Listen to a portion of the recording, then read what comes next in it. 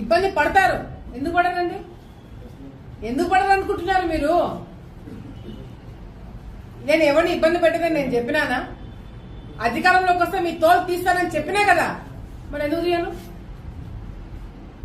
మంచితనం చూపిస్తారనుకుంటున్నారా? మీ దగ్గర ఎంతమంది మీరు మీద తప్పుడు కేసులు పెట్టలే? మీరు ఎంతమంది జీవితాలతో మీరు ఆడుకోలేదు?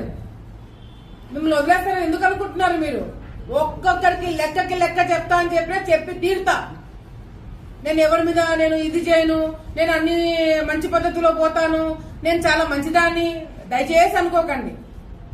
మీరు తప్పు చేసింటే భయపడండి, తప్పు చేయకపోతే ప్రశాంతంగా ఉండండి. డెఫినెట్ గా నాకు రెడ్ బుక్ ఉంది. రెడ్ బుక్ అంటున్నావు, పెట్టుకున్నా రెడ్ బుక్ నేను కూడా. దాంట్లో మీ పేర్లన్నీ ఉన్నాయి. నా వల్ల నేను ఓపెన్ గా ప్రెస్ ముందర చెప్తున్నా, నా వల్ల 100 మంది లిస్ట్ రాసి పెట్టుకున్నా. ఇంకా 2-3 పాపమని తీసేస్తున్నాను కానీ 100 మంది నా వల్ల ఇబ్బంది పడబోతున్నారు. ఓపెన్ గా చెప్తున్నాను. 100 మంది లిస్ట్ నా దగ్గర ఉంది. ఆ 100 మందిని ఇబ్బంది పెట్టబోతున్నాను. అంటే ఇబ్బంది పెట్టబోతున్నాను అంటే కట్ట తీసుకొని కొడతానో చంపుతానో అట్లా ఇబ్బంది కాదు. అట్లా భయపడకండి. లీగల్